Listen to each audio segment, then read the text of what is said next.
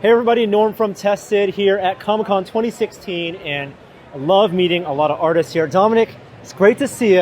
And fans of Tested may recognize some of the pieces in front of us because Frank and I painted your kits that we got at Monsterpalooza. Yep. So and you guys did a great job. Oh, thank you. We did an okay job. Frank did a great job. I was still learning. These beautiful alien skull kits. Now you, as your job is that you digitally model. That's right. Yep. But on your own time, these are your passion projects. So these are your own creations. And tell me about your process. Do you sculpt? How did you learn sculpting? Is it just digital, or do you do hand sculpting also? So all my works, they're all done in ZBrush, which is a 3D sculpting program. And everything here is done on a computer with a tablet. And my process is I usually start out in ZBrush, block out the forms, take it to Final Sculpt. And then the thing about digital sculpting now is you can 3D print. This is like a new thing. It's the pace at which that technology is evolving is so fast now. The kind of quality you can get is just amazing. So once I print them, and then I mold and cast them. Wow. So you're doing end-to-end basically yourself, working with a printer to get your prototypes. Well, here's the thing. All I do is do the design and sculpting, and I get a company to do the printing and casting for me. So that frees me with more time to do more stuff. Yeah. And you're doing things in all shapes and different silhouettes. When you're designing them, because you're not actually doing the printing and the molding and casting yourself, do you have to work with them to make sure these cast properly, that you're not weight distributing the wrong way? Yeah, absolutely. I think the most important thing is making sure that your figure balances well. And that's the first thing. If it balances well, there's not going to be any stress put on the limbs. There's not going to be any kind of breakage. And then when you cut your model, you got to understand how molding and casting works, because you can't print a model, a full body like that, and expect to mold and cast it. So that's why my parts actually come apart. You sort of have to know how to mold and cast this in a certain sense. So knowing that part of the process really helps a lot.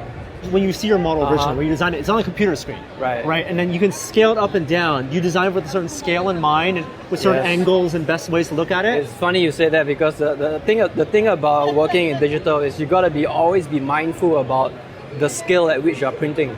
Because if you start adding all these tiny details, it's not going to show up. Right. Always keeping in mind how big it's going to be. And then sometimes to check if the balance is working, what I do is I do a couple of rough prints, really cheap prototype prints to make sure it balances well before doing something full size like that. Which is a consideration you don't need to have when you're doing something like a digital model for a movie or a TV show or video game. Because then you have to work with the constraints of rendering, right? And maybe there's unlimited rendering on the movie side and less on the game side. But here you can add a lot of detail in these prints. You can add as much detail as you want for that scale. If it's too tiny, like tiny little wrinkles, it's not going to show up on the scale. I mean, you don't have to bother sculpting that. Now, tell me about these characters here. Are there stories behind these? What kind of direction makes it interesting for you when you're going through this process? For me, it's about creating this alternate universe of alien warriors. I've always been a huge fan of Giga's work, the Xenomorph. Things like that really inspire me. And then drawing inspiration from various other artists. This piece, for instance, was inspired by Beksinski, as well as Alan Williams. So, just absorbing the art that I'm inspired by and creating a series of alien designs based on that. And kind of making your own an exercise. Yeah. So right now the deal is I want to keep pushing the full figure lineup, and I'm trying to do at least 1 or 2 full figures a year, and it's going to be one whole collection of alien warriors. Now, what about the paint job? Because you're a digital artist. Did you have to teach yourself painting to finish these, or did you have these skills already? When I'm working on this in ZBrush, what I do is I do a render, and I give it a color render so that the painter that I'm going to commission to do this, he knows how to paint them. So again, I try to be very smart with my time, because all of this are done during my free time, and I have a day job. So I want to get the best people for it, so I get the best people to do the molding and casting. I get the best guy to do paint ups for me as well.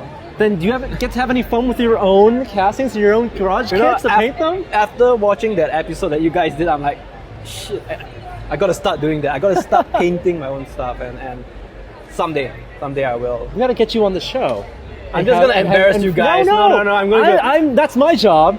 You sculpted these, and we'll have Frank teach you how to paint. I would make you look good. I would make you look good on Tacit. Well, I'm happy to make your work look good here Thanks. as well. This stuff is wonderful. Thank you so much, Dominic. Thanks again. For checking out your stuff. Appreciate it. Thank you. We'll see you guys next time.